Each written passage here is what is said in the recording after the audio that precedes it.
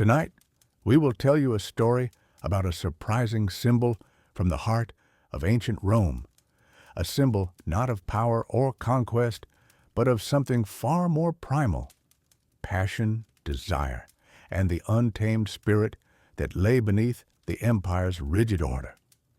You will discover why the humble goat, an animal often overlooked, became a potent emblem of fertility, wild abandon, and the very essence of human vitality in Roman culture. We will explore how its natural traits led to deep symbolic connections, how it became intertwined with deities like Faunus, the god of the wild, and Bacchus, the god of wine and ecstasy. You will learn about ancient rituals like Lupercalia, where goats played a central role in ceremonies meant to purify and invigorate. And finally, you will understand how the goat, through its mythical representations as satyrs and fauns, embodied the raw, often chaotic forces of desire that the Romans acknowledged, even celebrated, as fundamental to life itself. Oh, and if you enjoy these stories that delve into the lesser-known corners of history, consider subscribing to the channel and leaving a comment. New sleep stories are released every day, inviting you to explore the past as you drift into rest. All right, find a comfortable spot, let your mind quiet, and let us journey back to a time when the pulse of life was felt in every field and forest, and the wild heart of humanity found its mirror in the most unexpected of creatures. Our story begins not in the bustling forum or on the battlefields, but in the very foundation of Roman thought, where passion was understood not as a fleeting emotion, but as a driving force.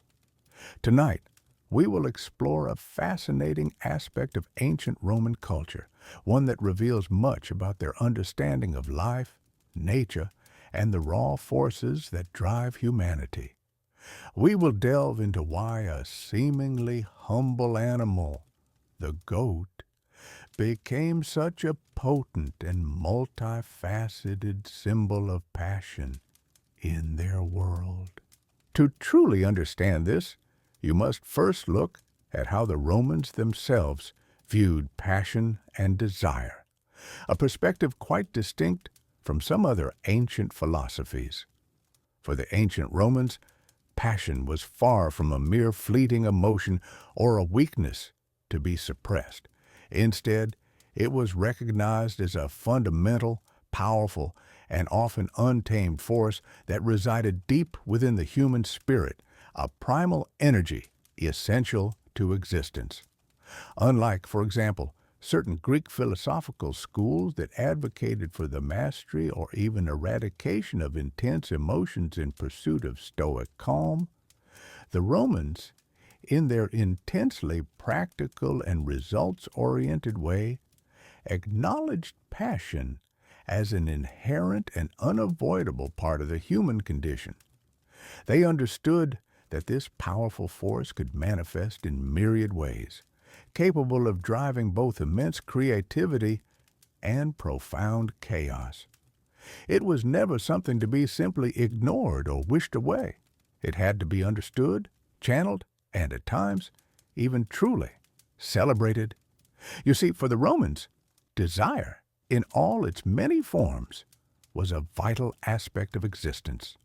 Whether it was the longing for love, the ambition for political power, the pursuit of military glory, or even the simple, visceral pleasure of a good feast, desire was seen as the very spark that ignited action, the essential energy that propelled individuals and indeed the entire Roman Republic, and later the vast empire, forward through history. They did not categorize desire strictly as inherently good or evil. Rather, its moral value was evaluated by its consequences and its appropriateness within the intricate social and moral order of their society. For instance, a passionate pursuit of civic duty, a fervent dedication to the welfare of the state, was highly lauded. seen as a necessary and noble drive for the common good. A passionate and devoted love for one's family, for the hearth and home, was considered a cornerstone of Roman virtue, foundational to their societal structure. Even intense personal ambition, when channeled correctly and pursued within established norms, could lead to great achievements, contributing significantly to the strength and expansion of the state. This pragmatic acceptance meant that they recognized the dual nature of passion. It could be a destructive furor if uncontrolled, leading to ruin, but it could also be a vital virtus, a driving force for greatness and honor. This profound acceptance of passion as a natural and pervasive force extended beyond the purely human realm.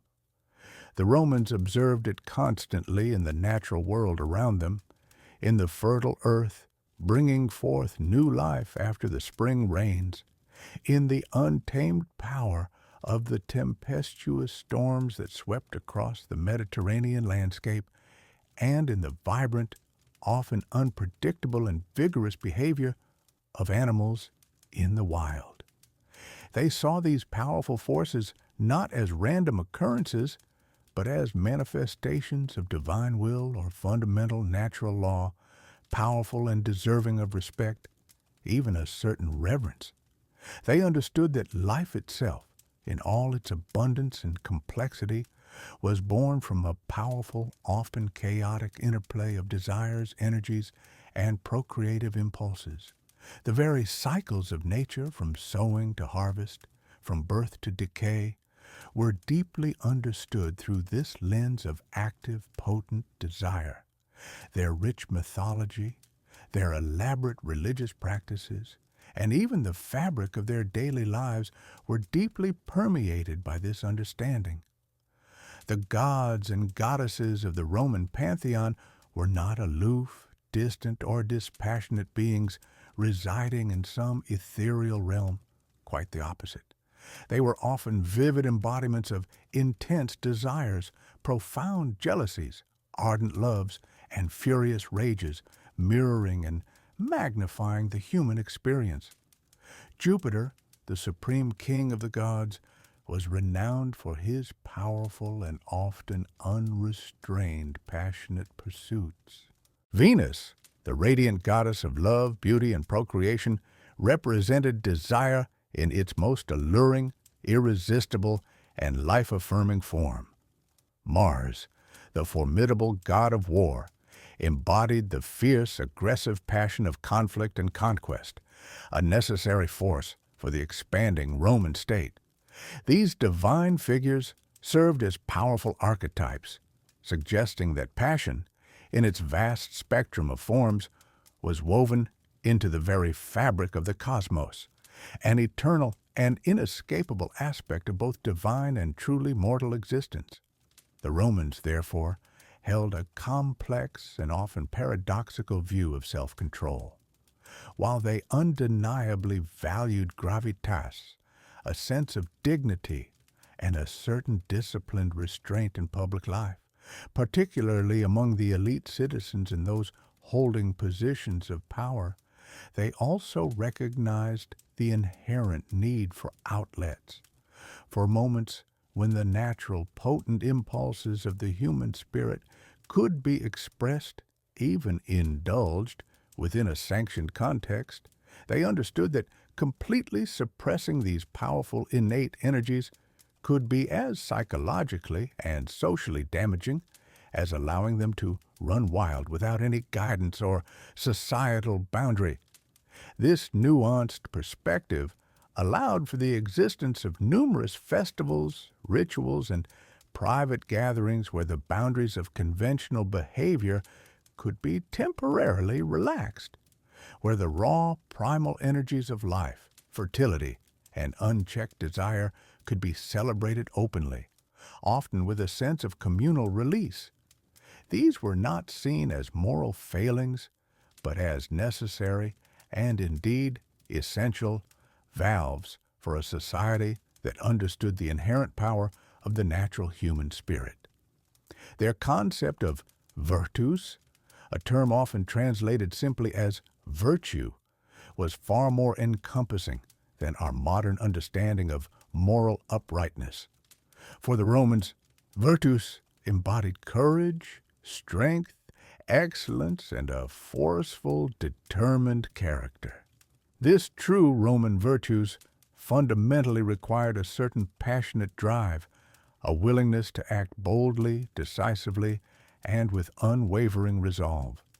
It was not a passive state of moral purity, but an active, dynamic engagement with the world, fueled by a powerful internal fire, a deep desire to achieve and overcome. Thus, for a Roman, to be truly alive, to be truly effective in the world, was to feel deeply, to desire intensely, and to act with a profound sense of purpose and a certain controlled but undeniable intensity.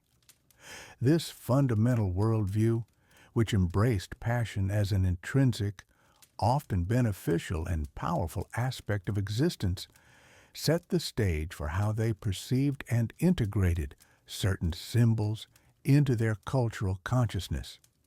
And among these symbols, the goat would hold a unique and prominent place, embodying aspects of this very Roman understanding of untamed vitality, prolific fertility, and powerful procreative desire, a creature that seemed to encapsulate the raw energy the Romans both admired and sought to channel. Tonight, we embark on a journey into the ancient world, not to the grand battlefields or the halls of emperors, but into the very heart of a civilization's understanding of its own inner nature. We will explore the profound and often surprising ways in which the Romans perceived passion, desire, and the untamed forces of life.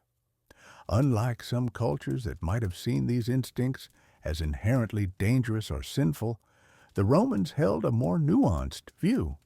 For them, passion was not simply an emotion to be controlled, it was a fundamental, potent, and vital force, essential for creation, for fertility, and for the continuation of their society itself.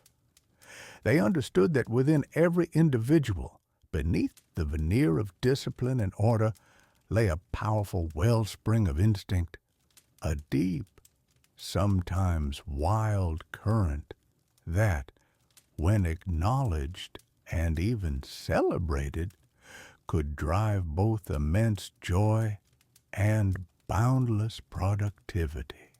This deep-seated understanding of passion, this recognition of its inherent power, found a remarkable and enduring symbol in the most unexpected of creatures, the goat. You might initially associate goats with simple farm life, with rugged landscapes and a certain stubborn charm. But for the Romans, this animal transcended its practical utility to become a living emblem of their unique philosophy of desire. It represented the raw, undiluted energy of existence, the prolific force of nature, and the untamed spirit that refused to be fully constrained. They saw in the goat a reflection of those very human qualities that defied rigid control, qualities that were nevertheless deemed essential for a vibrant and thriving community. Our story will trace this fascinating connection, revealing how a seemingly humble creature came to embody such a complex and profound concept.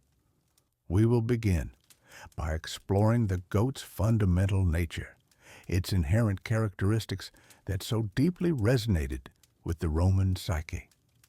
Then, we will delve into how these observed traits led to its powerful symbolic links with human instincts and fertility. We will introduce you to ancient gods like Faunus, whose very essence was interwoven with the wildness of goats, and explore the ancient vibrant festival of Lupercalia, where goats were central to rituals of purification and the release of primal energy. We will uncover the secretive and often misunderstood bacchanalia, where the goat's presence reinforced themes of unrestrained, intoxicating passion. Finally, we will meet the mythological creatures, the satyrs and fauns, whose goat-like features made them direct personifications of revelry and the raw aspects of human desire. This is not merely a tale of an animal, it is a story about a civilization's soul, about how they understood the wildness within themselves, and how they chose to embrace rather than deny the powerful currents of passion that define us all. So, allow yourself to settle in as we journey back to a time when the world was filled with the spirits of the wild, and when a simple animal held a powerful, enduring truth about the very heart of humanity. Now, let us turn our attention to the creature itself, the goat. This animal, with its distinctive profile and agile movements, has been an integral part of human civilization for millennia, long before the grandeur of Rome took shape. Even in those earliest times, across diverse cultures, the goat was observed with a keen eye, and its inherent characteristics began to inform its symbolic weight. In the Roman world, you would have encountered goats everywhere, from the bustling markets of the city to the quiet, sun-drenched hillsides of the countryside. They were a constant presence, a familiar part of the soundscape, with their unique bleats and the rhythmic clatter of their hooves on stony ground. The very essence of the goat spoke of an undeniable vitality. These were not sluggish, ponderous animals. They were perpetually active, imbued with an almost restless, boundless energy. Their movements were quick, often surprisingly abrupt, reflecting a spirit that seemed to resist any easy attempt at full domestication. You might observe a young kid, all wobbly legs and boundless enthusiasm, leaping effortlessly over obstacles or playfully butting heads with its siblings. This vibrant, almost chaotic energy, this sheer zest for existence, was one of the first and most striking qualities that Romans observed and internalized about them. The goat was a creature of robust health, ceaseless motion, and an enduring resilience, a living testament to raw, undiluted life force. Its ability to thrive in challenging environments, to find sustenance where other animals might falter, further underscored this perception of inherent strength and endurance. Beyond their individual vitality, goats were renowned for their remarkable prolificacy. A single female goat, known as a doe, possessed an extraordinary capacity to bear offspring, often giving birth to twins or even triplets, and doing so multiple times within a single year. This rapid and abundant reproduction stood in stark contrast to the slower reproductive cycles of some other farm animals, and it immediately forged a powerful, undeniable link between the goat and the fundamental themes of fertility, abundance, and the continuous renewal of life.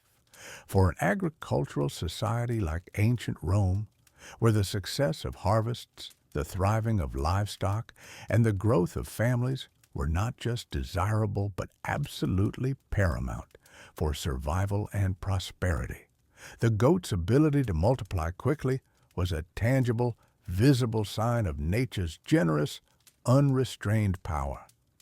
The constant sight of new kids, small and energetic, appearing year after year, adding to the herd, powerfully reinforced the pervasive idea of life's ceaseless generative cycle, a cycle that was both mysterious and deeply sacred.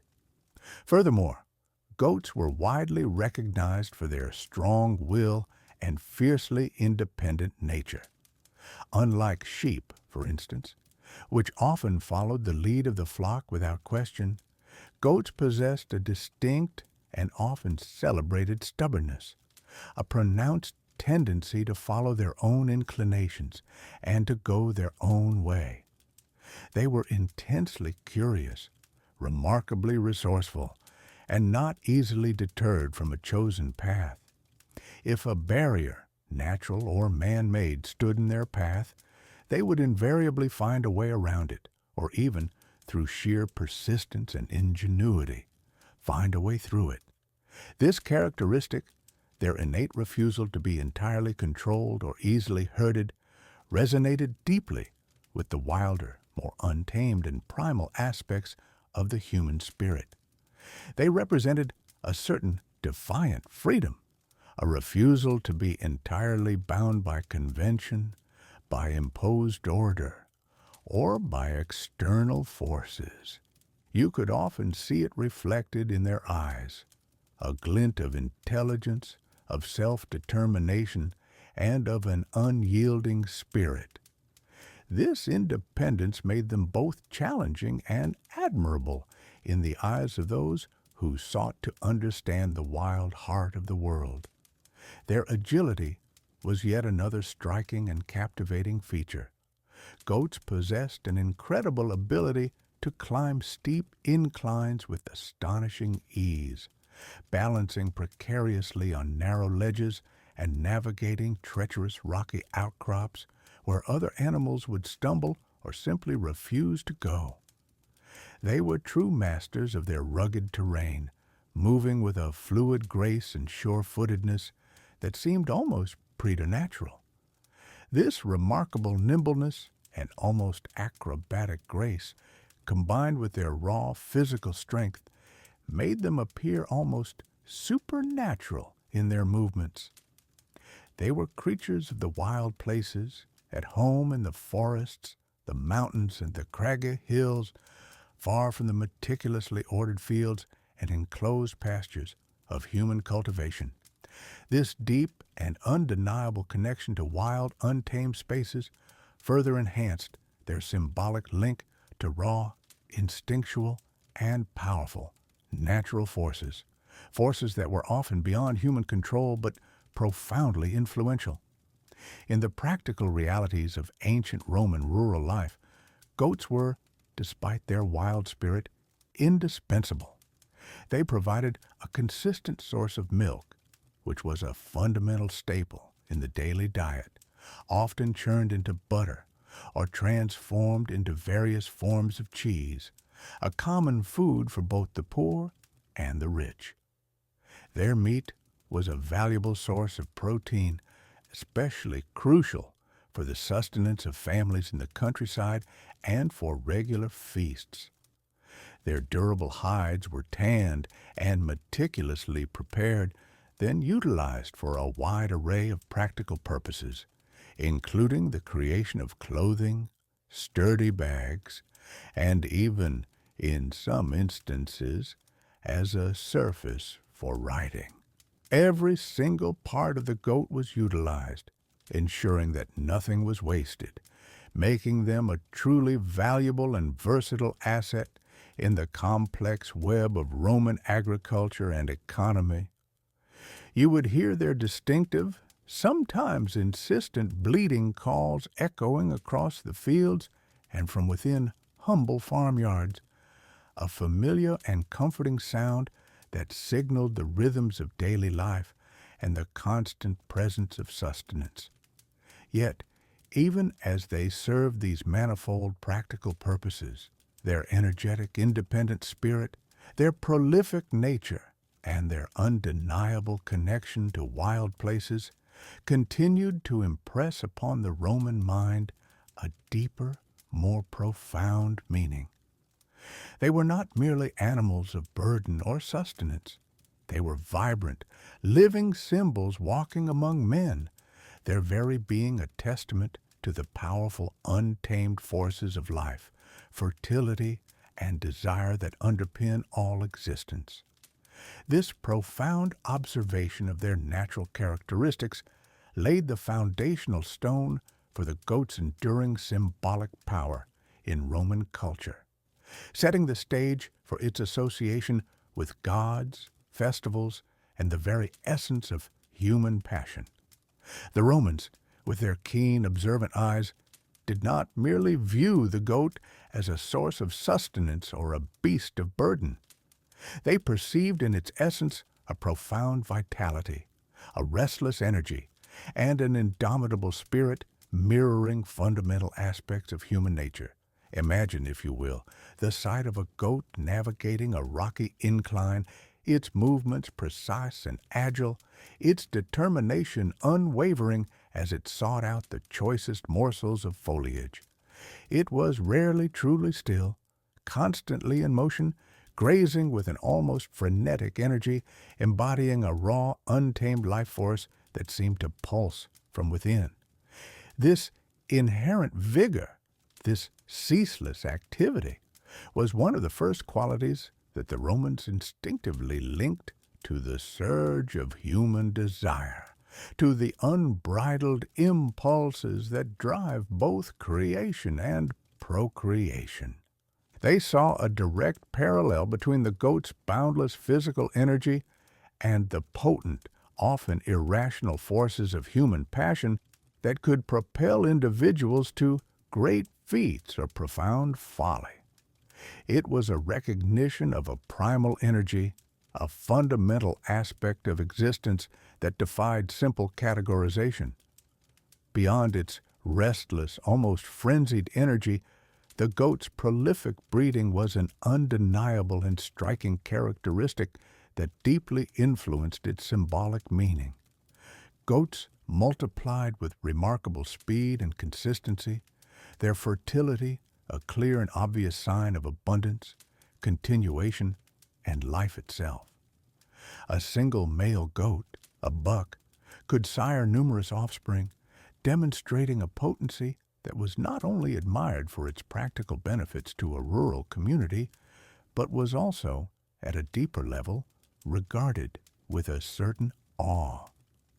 This remarkable reproductive capacity led directly to the goat becoming a powerful and potent symbol of fertility, not merely in the agricultural sense of bountiful harvests or thriving flocks, but in the broader, more profound context of human fecundity and the perpetuation of family lines.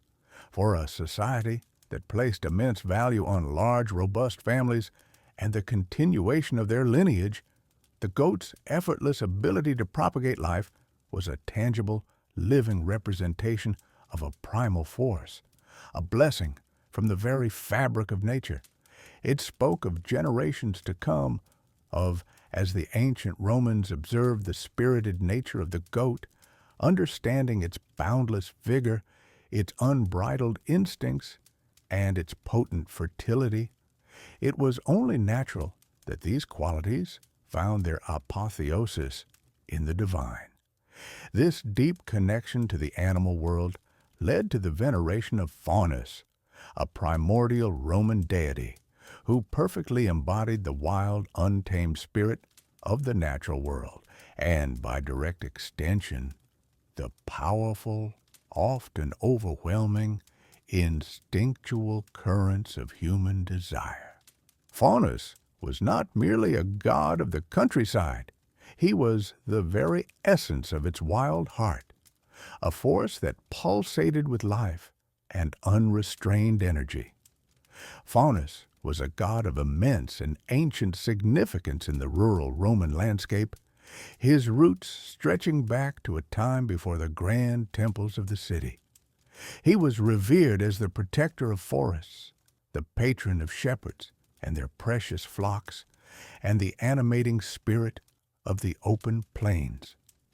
His pervasive presence was deeply felt in the mysterious rustling of leaves in the deepest woods, in the sudden, inexplicable burst of life across a fertile field, and in the enigmatic, echoing sounds that sometimes filled the quiet countryside at dusk or dawn. As a Roman citizen, living closer to the land, you would have instinctively sought his favor to ensure the abundant fertility of your fields, to guarantee a bountiful harvest, and to safeguard the health and prolific breeding of your livestock. He presided over the very essence of growth, abundance, and the untamed vitality that does drive all living things. He was not a deity of ordered civilization, of codified laws or civic duties, but rather of the raw generative power that lay beneath it all, a force both inherently benevolent in its provision of life, yet also unpredictable and, at times, even fearsome. Often, Faunus was vividly depicted with distinctly goat-like features, a direct and unmistakable visual link to the animal that so profoundly symbolized his fundamental nature. You might imagine him with the gnarled horns of a goat curling majestically from his brow, or with the shaggy legs and cloven hooves of a caprine creature. Sometimes he was even envisioned with a tail, a further emphasis on his animalistic traits. This form, half man and half beast, was a deliberate and powerful representation of his domain. He existed as a vital bridge between the structured human world and the wild, untamed wilderness that constantly pressed against its borders. This inherent dual nature underscored his fundamental role as a deity of instinct, of primal urges, and of the spontaneous, uninhibited passions that course through all beings. He was the very spirit of the wild heart, the impulsive, sometimes irrational surge of joy or fear, and the deep, carnal longings that defy societal constraints. His profound association with goats was not merely a matter of visual representation. It was absolutely foundational to his identity and his very being. The goat's legendary virility, its ceaseless, almost manic energy, its remarkable agility, and its inherent ability to thrive and reproduce even in rugged, untamed landscapes, all mirrored the very essence of Faunus. He embodied that same potent fertility, that same vigorous, uninhibited drive that seemed to flow directly from the wild earth itself. When you contemplated the goat's boundless procreative energy, its seemingly endless capacity for life, you were, in a profound sense, contemplating Faunus himself. He was the divine force that propelled life forward with an unstoppable momentum, often without regard for human-made societal norms or the subtle constraints of custom. His sacred domain was the wild, spontaneous act of creation, the overflowing abundance of nature, and the intense, visceral desires that surged through both the animal kingdom and the human heart. The ancient Romans, with their pragmatic worldview, understood that passion, much like the wild forces of nature, was not something to be entirely suppressed or demonized, but rather a powerful, sometimes overwhelming force that needed to be acknowledged, respected, and, in certain contexts, even celebrated or ritually channeled. Faunus, with his unmistakable goat-like aspects, represented this very nuanced understanding.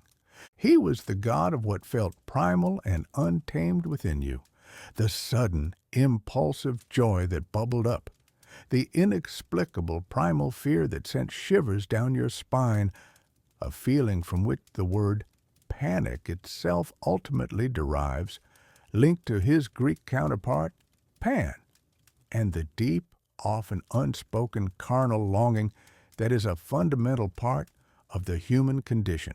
His presence in the quiet, shadowed depths of the woods could indeed evoke a sudden, unsettling terror, a chilling reminder of the raw, untamed power of nature's indifference. Yet he was simultaneously regarded as the benevolent source of abundant harvests, the provider for thriving flocks, and a profound symbol of life's joyous, fertile, and ever-renewing energy. His worship was often far simpler, more rustic, and more intimately connected to the land than the grand, elaborate ceremonies dedicated to the great civic gods like Jupiter or Mars in the heart of Rome. You might find yourself leaving humble offerings in a secluded forest clearing, perhaps a small measure of wine or milk, or whispering earnest prayers under the ancient gnarled trees, seeking his favor for the continued fertility of your patch of land and the ongoing safety and prosperity of your herds. The sounds most intimately associated with Faunus were not the clamor and bustle of the city, nor the formal chants of temple priests, but rather the haunting lyrical notes of the shepherd's pipes, the insistent bleating of goats echoing across the hills, and the mysterious, almost personal whispers of the wind as it moved through the leaves of an ancient grove. These sounds spoke directly of an older, more instinctual world, a world where the sometimes rigid boundaries between human and animal, between the structured order of civilization and the wild, unpredictable forces of wilderness, were far more permeable and intertwined. Faunus was also considered an oracular god, capable of speaking to mortals, albeit cryptically, through the rustling of leaves, the murmuring of springs, or through vivid, sometimes unsettling dreams. His divine voice, much like the wild itself, was not always clear or easily deciphered, but it invariably carried the profound weight of instinct, of ancient forgotten wisdom, and of the fundamental truths of existence. He served as a potent, ever-present reminder that even within the meticulously structured and highly ordered world of Rome, there was a powerful, untamed current flowing ceaselessly beneath the surface, a vital, primal current that shared its very nature with the wild, resilient goat. This deep, fundamental energy, so vividly embodied by Faunus, was not solely about physical desire. It was about the very vitality of existence, the unrestrained, spontaneous drive that fueled life itself in all its forms. His close, intrinsic bond with the goat thus transformed the animal into a living, breathing emblem of these deep, fundamental forces, preparing the cultural ground for how these wild, potent energies would be celebrated, acknowledged, and even ritually channeled in some of Rome's most ancient, vibrant, and enduring festivals. Powerful communal rituals that would bring these raw, wild energies directly into the very heart of the community, shaping its understanding of life, passion, and fertility. The connection between goats and the wild, untamed spirit of the land was not merely theoretical for the Romans. It was deeply embedded in their most ancient and primal festivals. Among these, none was more illustrative of the goat's symbolic power than the Lupercalia, a festival so old its origins were shrouded in myth, yet so vital it persisted for centuries. Celebrated annually on the 15th day of February, a time when the earth began to stir from winter's slumber, but before the full bloom of spring, the Lupercalia was a profound purification rite, a powerful invocation of fertility, and a conscious release of the raw, untamed energies that the Romans believed were absolutely essential for the renewal of life and the prosperity of their people. It was a day when the usual order of the city gave way to a more ancient, instinctive rhythm. The very name of the festival, Lupercalia, pointed to its deep roots in the founding myths of Rome itself. cementing its importance far beyond a simple seasonal observance. Its central rituals took place near the base of the Palatine Hill in a sacred grotto known as the Lupercal. This was not just any cave, not merely a natural depression in the earth.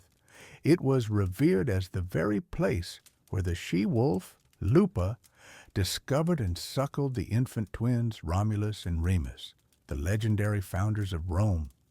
Thus, the festival was intrinsically linked to the city's very genesis, a potent reaffirmation of its wild, vital beginnings, a memory of a time before the sophisticated urban order of the Republic took full hold. The air within the grotto was always cool and damp, carrying the faint scent of ancient earth, a constant reminder of the primal forces at play. The participants in this ancient rite were young men, traditionally chosen from Rome's most distinguished noble families, known as the Luperci, or Brothers of the Wolf. These were not ordinary priests, bound by rigid doctrine, but figures who embraced a more primal, almost wild aspect of devotion, embodying the very spirit of the festival. Before the first light of dawn touched the city, they would gather at the Lupercal, preparing for rituals that were both solemnly sacred and startlingly visceral. Their readiness to engage in such raw acts underscored the deep respect the Romans held for these ancient traditions. At the very heart of the Lupercalia was the sacrifice of animals, and here the goat held an undeniable primacy, far more significant than any other creature. Unlike other festivals where various animals might be offered to different deities, the Lupercalia specifically demanded goats, often alongside a dog, as the central sacrificial victims.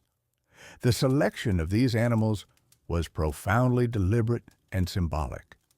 The dog, a creature of both domesticity and inherent wildness, represented loyalty, yet also primal instinct.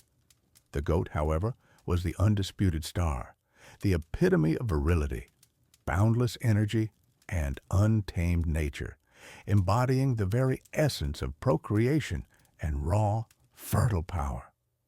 The goats, usually two of them, strong and full of life, were led into the cool, dark confines of the Lupercal cave. The air, already thick with the scent of damp earth and anticipation, would become charged.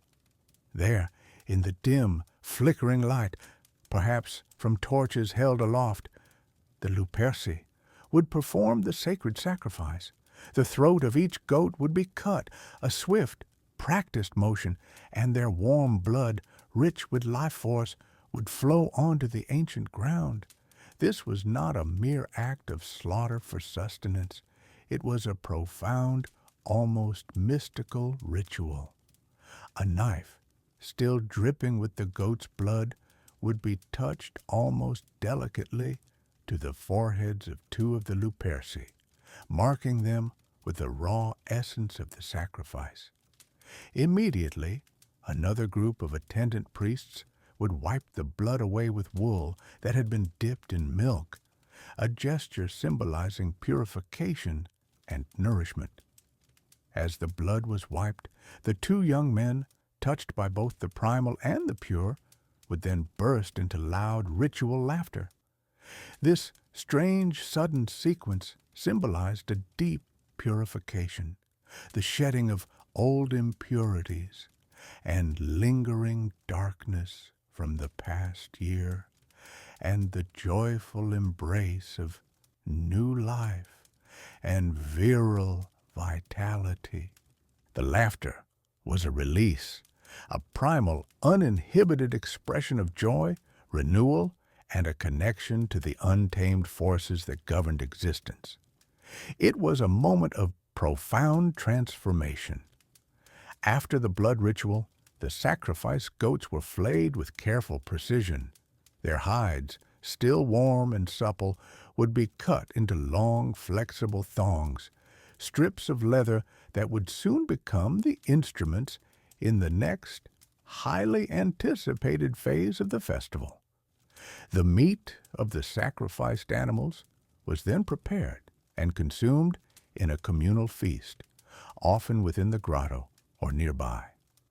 This act of eating the sacred animal was another potent way to absorb its vitality and power, integrating its wild essence directly into the community, fortifying the participants with its strength and procreative energy.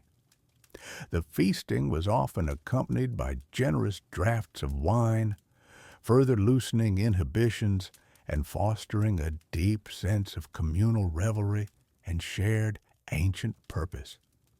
The flickering firelight would cast long dancing shadows on the cave walls, the sounds of feasting and laughter echoing softly as the young men, now invigorated by the consumption of the sacred meat and the wine, prepared for the most public and startling part of the Lupercalia, a ritual that would spill out from the shadows of the grotto into the very heart of Rome. This next phase, involving the Luperci running through the city, lightly clad in their new skins and wielding their goatskin thongs, would become the festival's most memorable and enduring image, a vibrant, almost shocking display of the raw procreative energy that the goat symbolized. It was a time when the rigid boundaries between the civilized order of Rome and the inherent wildness of nature blurred, and the ancient potent spirit of the city's earliest days was reawakened, promising fertility and protection for the year to come. The Lupercalia festival, as you now understand, was a deeply ancient and primal observance, centered around the enduring power and rich symbolism of the goat. It was a pivotal moment in the Roman calendar, always taking place on the 15th day of February, a time when the harsh, biting cold of winter was beginning its slow retreat, and the first subtle stirrings of spring's burgeoning fertility were felt throughout the Roman countryside. The chosen participants in this profound and somewhat wild sacred rite were exclusively young noblemen, known collectively as the Luperci. This name, Luperci, carried a powerful and immediate resonance for the Romans, meaning brothers of the wolf, and it evoked deep echoes of the wild, untamed forces of nature, specifically recalling the mythical she-wolf, Lupa, who, according to legend, had nurtured and sustained Rome's very founders, the twin brothers Romulus and Remus. This connection to the wolf, an animal both revered and feared, further underscored the raw, primal energy that this festival sought not merely to acknowledge, but to actively harness and direct. The solemn and yet exhilarating rituals of Lupercalia always commenced at the Lupercal, a small, revered grotto or cave nestled on the slopes of the Palatine Hill. This particular location was considered sacred, believed to be the exact spot where the she-wolf had suckled the twin founders of Rome, thus marking it as a birthplace of the city itself and a conduit to its foundational, untamed spirit. Here, within this ancient primal setting, the Luperci would perform a ritualistic sacrifice. Goats, as you might now expect, were the primary and most significant animals chosen for this offering, their inherent vitality and prolificacy making them ideal symbols for the festival's purpose. However, dogs were also included in the sacrifice.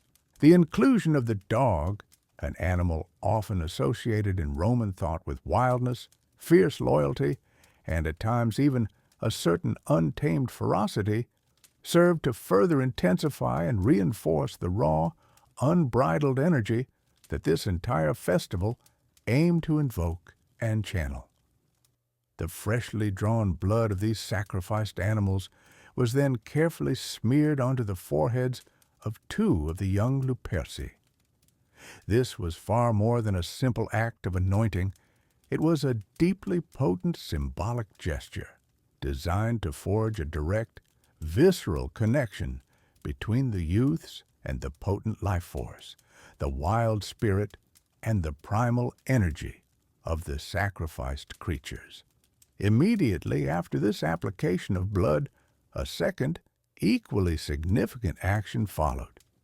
The blood was swiftly wiped away with wool that had been meticulously dipped in milk. This dual action, the swift application of blood representing death, sacrifice, and raw, untamed primal power, followed instantly by the cleansing with milk, a universally recognized symbol of life, purity, nourishment, and renewal, created a powerful ritualistic contrast.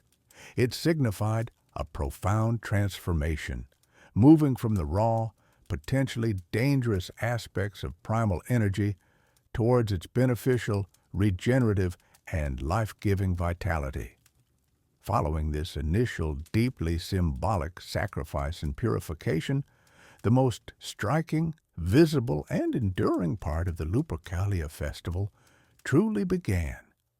Strips of hide, known as februa, were meticulously cut from the freshly sacrificed goats.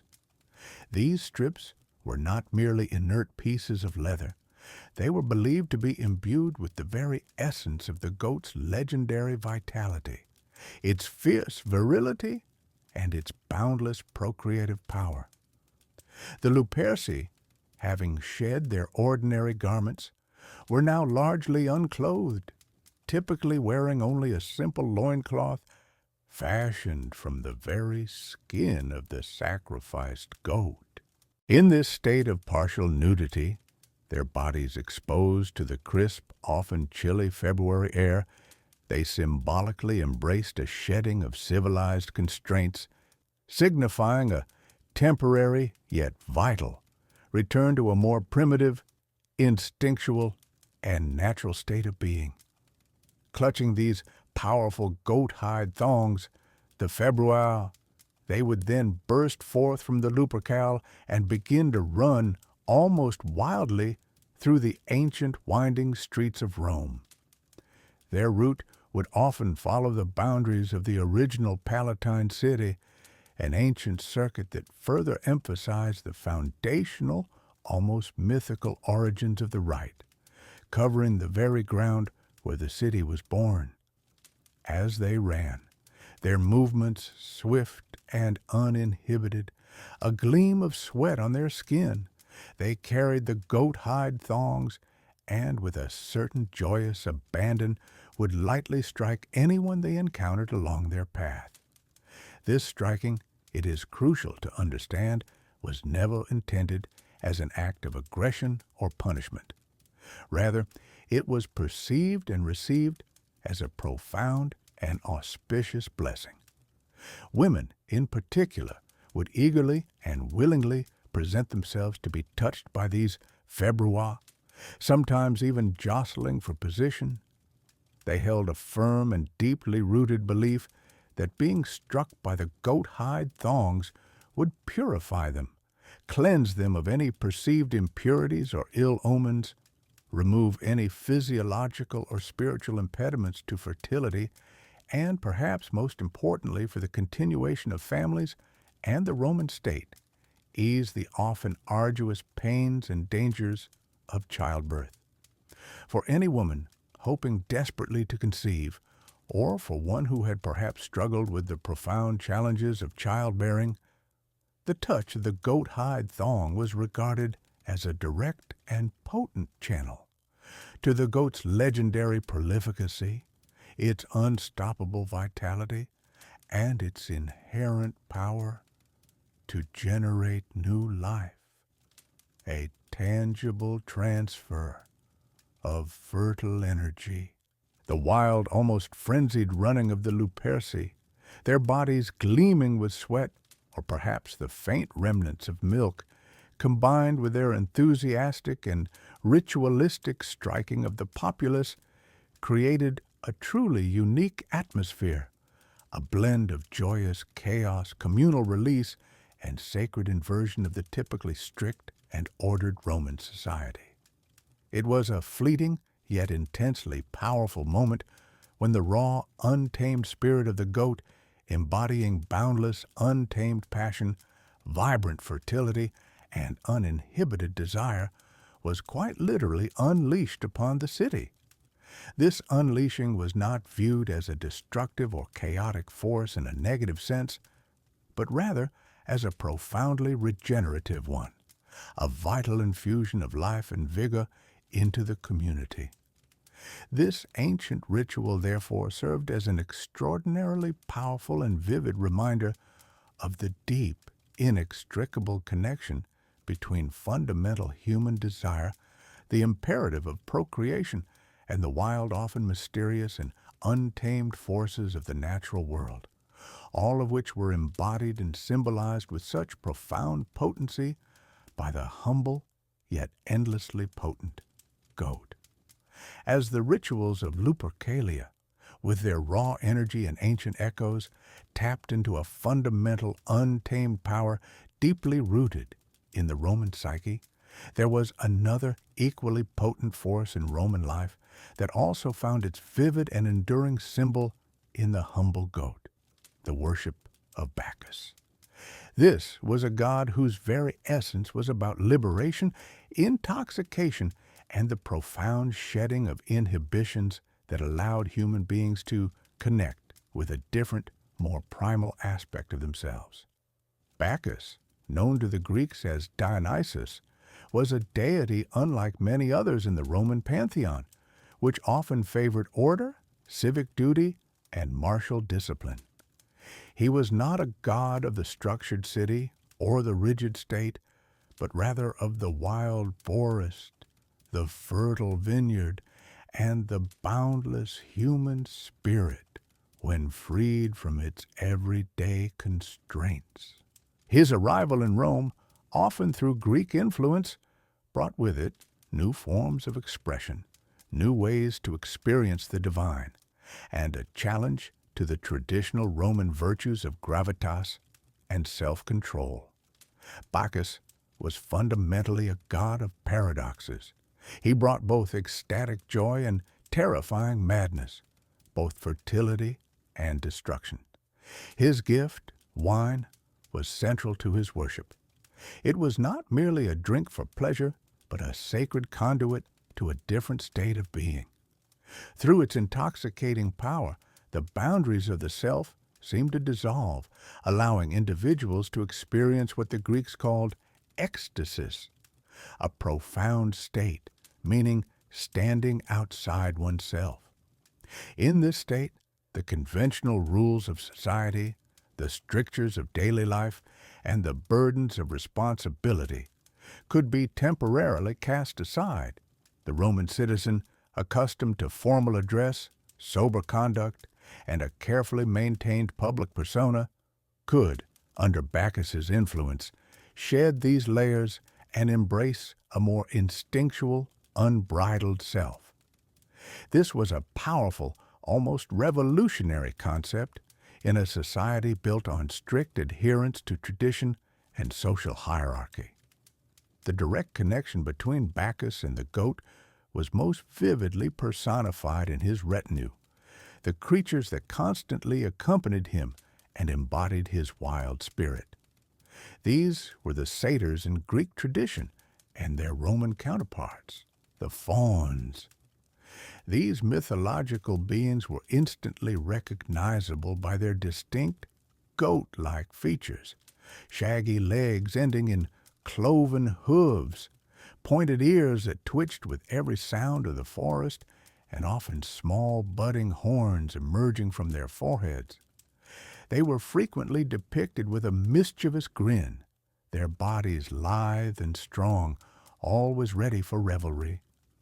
The satyrs and fauns were the very personification of untamed desire and joyous abandon. They were lustful, playful, and often depicted in a state of drunken merriment, chasing nymphs through the woods, playing pipes, or dancing with uninhibited enthusiasm. Their very appearance, their half-animal, half-human form, underscored the idea that humanity, at its core, harbored a wild, instinctual nature, much like the goat. They were symbols of raw sexual energy and the unbridled pursuit of pleasure, echoing the goat's own reputation for virility and fecundity. In the moonlit groves, or within dimly lit temples hidden from the city's watchful eye, the devotees of Bacchus would gather. The air would thicken with the sweet, heady scent of fermented grapes, mingling with the earthy smell of damp soil and the sharp, musky aroma that might cling to animal hides. The rhythmic beat of drums, deep and resonant, would pulse through the night, accompanied by the piercing, almost hypnotic wail of flutes and the clashing of cymbals. These were not the formal, measured sounds of Roman civic rituals, but primal, intoxicating rhythms designed to loosen the mind and stir the body. The participants, especially the female followers known as maenads or bacchantes, would engage in wild, ecstatic dances. Their movements were uninhibited and free, a stark contrast to the restrained gestures expected in public Roman life. They would whirl and leap, their hair unbound, their eyes alight with a fervor that transcended ordinary consciousness. This was not chaos for its own sake, but a deliberate, ritualized release, a communion with the primal forces of nature and passion that Bacchus represented. In their frenzied state, they were said to possess superhuman strength, tearing apart wild animals with their bare hands or plucking vines from the earth. This imagery, though perhaps exaggerated in myth, speaks to the immense, untamed power they believed they could access through Bacchic ecstasy, a power that mirrored the raw, vital force of the goat. Goats, being creatures of instinct, virility, and robust life, were natural candidates for sacrifice in Bacchic rites. To offer a goat was to offer a symbol of the very energies Bacchus embodied: wildness, fertility, and unchecked vitality. The act of sacrifice was often accompanied by music and dance, a blending of reverence and wild abandon. Their blood was sometimes used in purification rituals, connecting the participants to the earth and the life force. The meat of the sacrificed goats was often consumed in communal feasts that followed the rituals, a shared meal that further bound the participants to the god's essence and to each other in their shared experience of liberation. The goat was thus not just an animal, but a living embodiment of the divine energy being invoked and celebrated. Its presence at these rites reinforced the idea that Bacchus was a god who embraced the wild, the untamed, and the fundamentally passionate aspects of existence. Thus, through the intoxicating power of wine that dismantled social barriers, the frenzied, uninhibited dances of his followers that expressed profound liberation, and the constant, vivid presence of his goat-like companions, Bacchus solidified the goat's image as an emblem of potent, intoxicating passion in Roman culture. It was a passion that was exhilarating, sometimes overwhelming in its intensity, and always fundamentally linked to the untamed, vital spirit of the goat. The goat became not just a symbol of physical desire, but of the broader human capacity for ecstasy, for shedding the mundane, and for embracing the vibrant, sometimes dangerous, very wellspring of primal emotion. While the Lupercalia offered a public ritualized outlet for primal energies, There was another, far more controversial aspect of Roman spiritual life that also deeply entwined with the symbolism of the goat, and that was the worship of Bacchus, particularly through the secretive rites known as the Bacchanalia. Bacchus, as you know, was the Roman god of wine, revelry, fertility, and divine ecstasy. His cult was not native to Rome.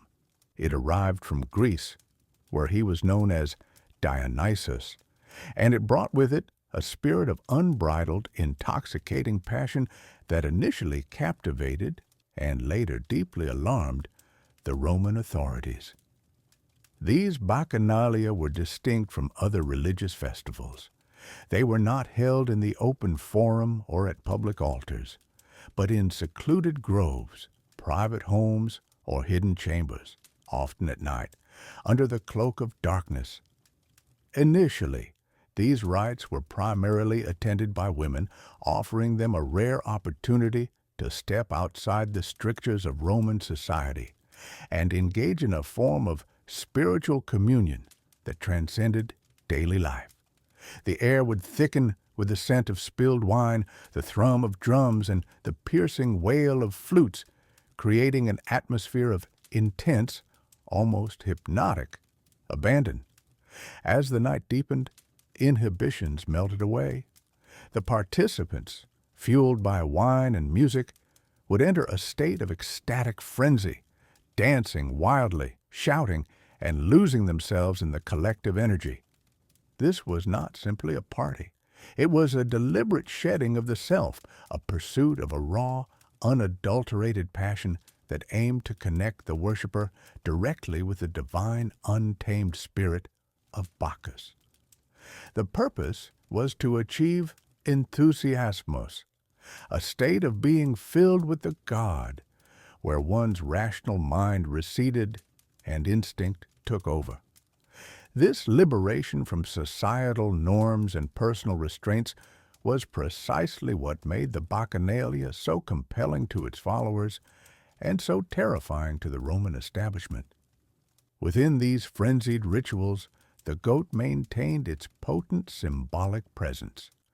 Goats, as creatures of potent virility and untamed nature, were frequently among the animals sacrificed to Bacchus. This act of sacrifice was more than a mere offering. It was a deeply symbolic ritual that underscored the essence of the Bacchanalia, the vibrant life force of the goat. Its wild energy and reproductive power was symbolically released and transferred to the deity, and by extension, infused into the worshippers themselves. The blood, rich and warm, spilled upon the earth was seen as a vital libation, a direct conduit for the untamed spirit that Bacchus represented. The very act of taking this wild, potent animal and offering it in such an intense, often chaotic setting reinforced the theme of unrestrained, intoxicating passion that defined these rites. The animal's raw vitality became intertwined with the human desire for release and ecstasy. Furthermore, the imagery associated with Bacchus and his retinue often included satyrs and fauns, mythological beings with distinct goat-like features. These creatures, always depicted in a state of revelry, drunkenness, and sexual pursuit, were constant visual reminders of the goat's connection to untamed desire and fertility.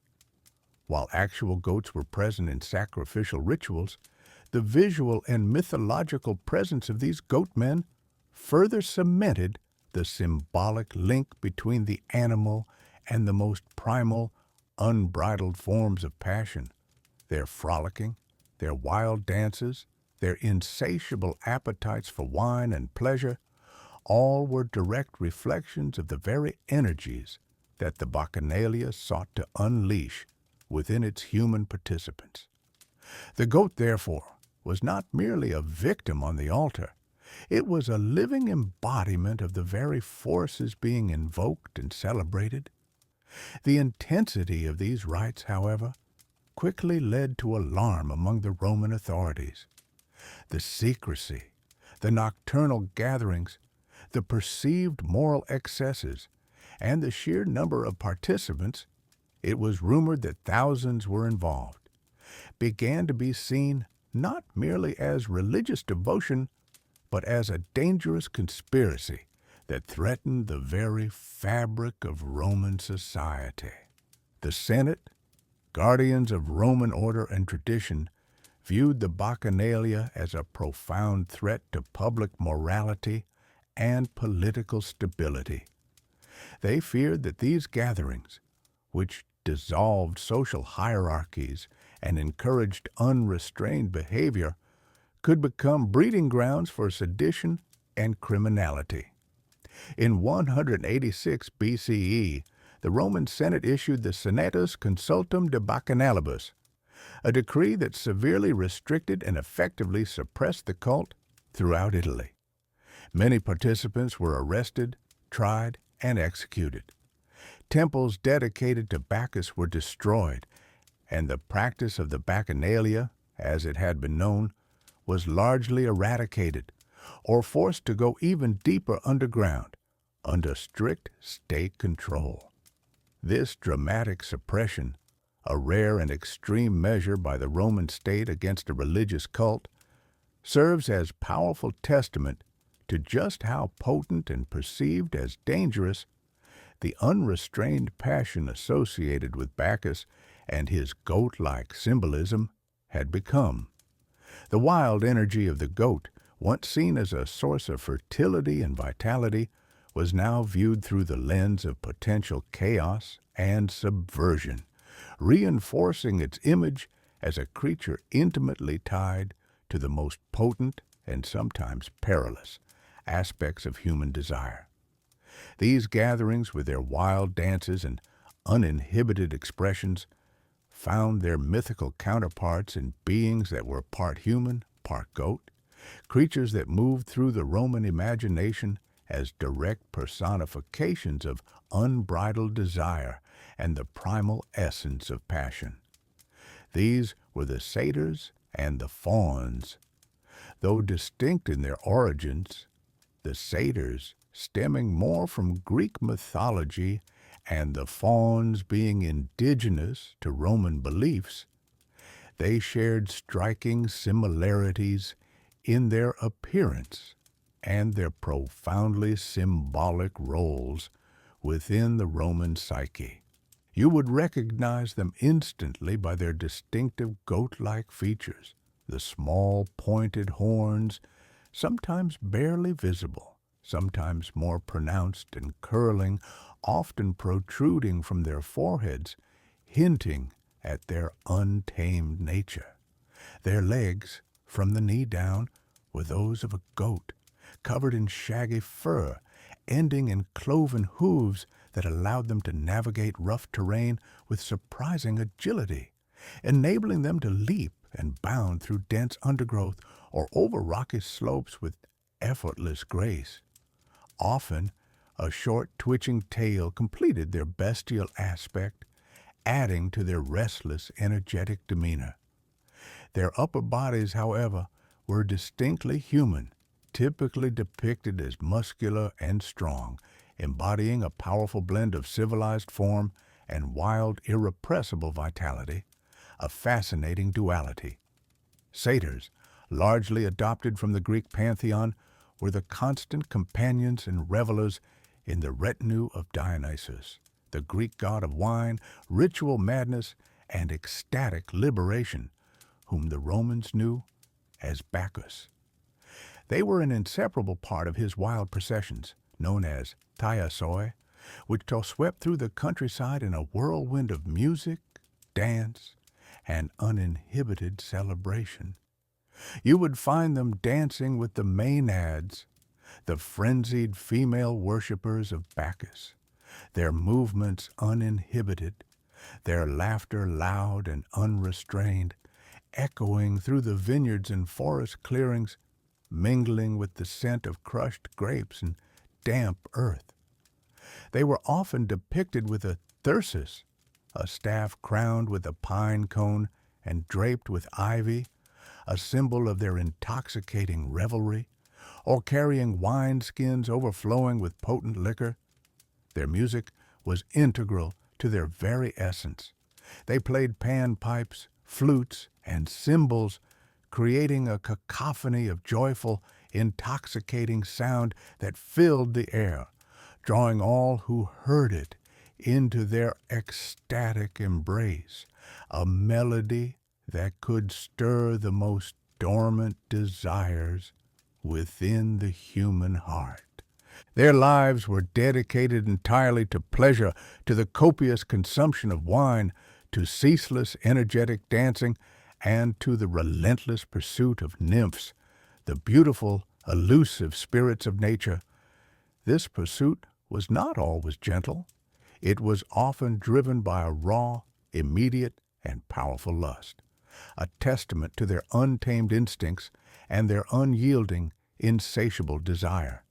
They represented the unadulterated essence of hedonism, the pure, uninhibited drive for sensual gratification that acknowledged no boundaries or social constraints, reflecting a deep, primeval urge that resonated even within the structured Roman world. Fauns, deeply rooted in the Roman countryside and mythology, were the indigenous spirits of the woods, plains, and fertile fields. They were intimately associated with Faunus, the ancient Roman god of the wild, of prophecy, and of the fruitful earth, often seen as a benevolent force of nature, protecting agricultural endeavors and pastoral life. Like their Greek counterparts, fauns possessed the characteristic goat-like legs and horns, and they too were renowned for their playful, sometimes mischievous, and often intensely lustful nature. They were believed to inhabit the deep, shadowy forests, where ancient trees loomed, the secluded groves, where sunlight dappled through leaves, and the quiet, sun-dappled pastures where flocks grazed peacefully, their bleating a familiar sound.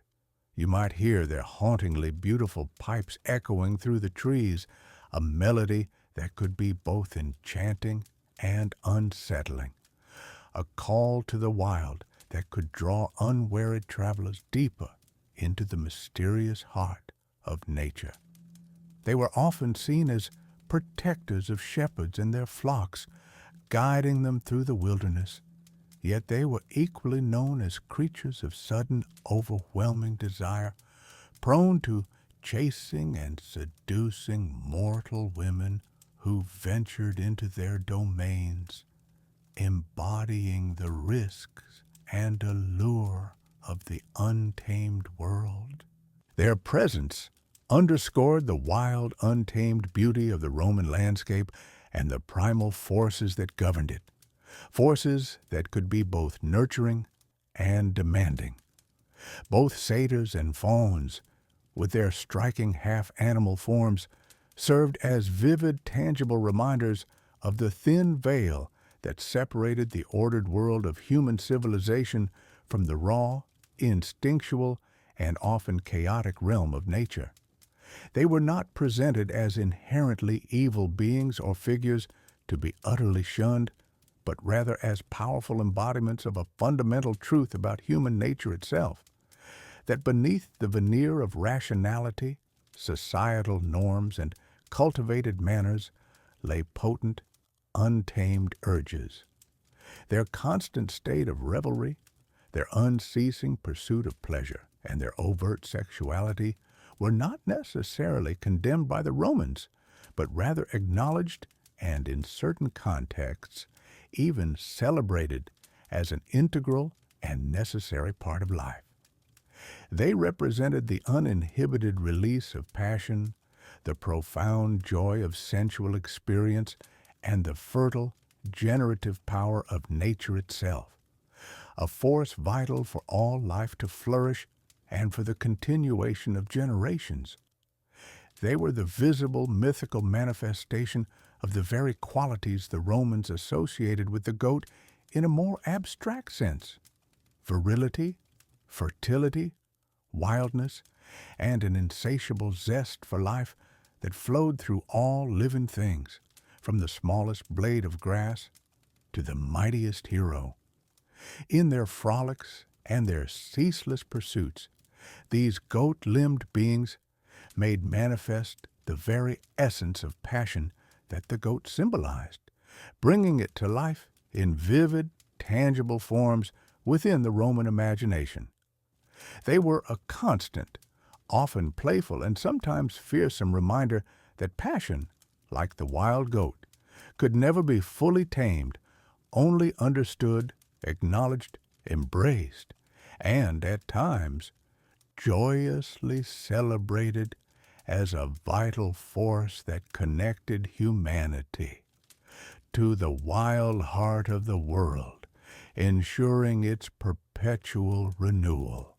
You have now journeyed through the ancient world of Rome, exploring how a creature as seemingly simple as the goat came to embody the very essence of passion. From its raw, uninhibited nature to its profound connection with the gods of wildness and revelry, the goat's image was woven deeply into the fabric of Roman understanding, representing a spectrum of potent human desires and life forces. Consider first the goat's inherent characteristics, the very foundation of its symbolic power. You saw its relentless vitality, its restless energy, and its unwavering will. The goat was not a creature of gentle submission. It was agile, resilient, and possessed a remarkable capacity for endurance. Its prolific breeding was impossible to ignore, a clear and tangible manifestation of fertility. These observable traits, etched into the daily lives of Roman farmers and shepherds, naturally led them to associate the goat with similar qualities in the human spirit: a boundless energy, a drive to procreate, and a tenacious hold on life itself. The very sight of a goat clambering over the rocks or fearlessly grazing on sparse hillsides suggested an indomitable spirit, a raw, untamed vigor. Then recall the figures who stood at the heart of Roman rural life and divine energy. Faunus, the ancient spirit of the wild woodlands and open fields, was often depicted with goat-like features. He was the embodiment of the untamed, the spontaneous, and the fertile aspects of nature. His presence suggested that passion was not merely a human emotion, but a fundamental force permeating the natural world. To the Romans, Faunus represented the joyous, yet sometimes unpredictable surge of life that animated forests and brought bounty to the fields. His connection to the goat cemented the animal's place as a symbol of this primal earthy vitality. The rituals themselves provided a profound reinforcement of this symbolism. The Lupercalia, an archaic festival steeped in ancient traditions, vividly showcased the goat's role. Here, the sacrifice of goats was not merely an offering, it was a conduit for the transfer of their inherent power. The Luperci, young men clad only in the skins of the sacrificed animals, ran through the city, lightly striking women with thongs made from goat hide. This act was understood as a direct infusion of the goat's fertility and vitality, intended to purify, to invigorate, and to ensure procreation. It was a tangible, visceral expression of the belief that the goat held within it the very essence of passionate life, ready to be shared and to awaken similar forces within humanity. The wild abandon of the Lupercalia, with its focus on purification and fertility, drew a clear line between the goat and the untamed life-giving aspects of passion.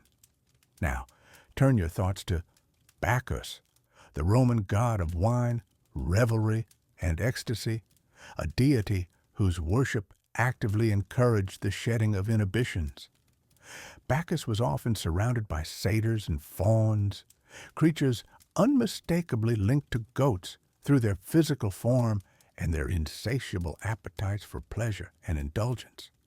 The Bacchanalia, his secretive and fervent rites, involved the consumption of wine, music, and dance, all designed to transport participants into states of heightened emotion and unrestrained joy. In these frenzied celebrations, the goat was not merely present, it was often sacrificed, its blood and spirit believed to further fuel the intoxicating atmosphere. The goat's presence in these rituals underscored the idea of passion as an overwhelming, even intoxicating force, one that could lead to profound liberation from societal norms and a deep connection with primal instincts. The very image of the satyr, half man, half goat, with his mischievous grin and lustful gaze, became a direct personification of this untamed sensual side of human desire. Thus, the goat emerged as a truly multifaceted symbol of passion in Roman culture. It was, at its core, a representation of vitality, the sheer, unbridled energy of life itself, the force that propels growth, movement, and existence. It embodied fertility, not just the ability to procreate, but also the broader concept of abundance, creativity, and the flourishing of all things. Most powerfully, perhaps, it symbolized untamed desire, the raw, instinctive urges that lie beneath the veneer of civilization. This was a passion that was not always refined or controlled. It was wild, sometimes chaotic, but always potent and fundamentally human. The Romans, unlike some other cultures, did not always view these raw passions as inherently negative or something to be suppressed. Instead, they often recognized them as essential components of the human experience, forces that, while needing guidance, were also sources of immense power and joy. The goat, therefore, became a constant reminder of this primal wellspring within themselves and within the natural world around them. Its image, whether in the quiet fields, the sacred groves, or the bustling city streets, served as a powerful icon of life's intense, undeniable urges. As you drift now, imagine the ancient Roman world, where the bleating of a goat or the sight of its agile form could evoke a deep, subconscious connection to these fundamental aspects of human nature. It was a world that understood and embraced the wild heart of existence, a heart that beat with the same untamed rhythm as the goat itself. And in that understanding, there is a profound peace,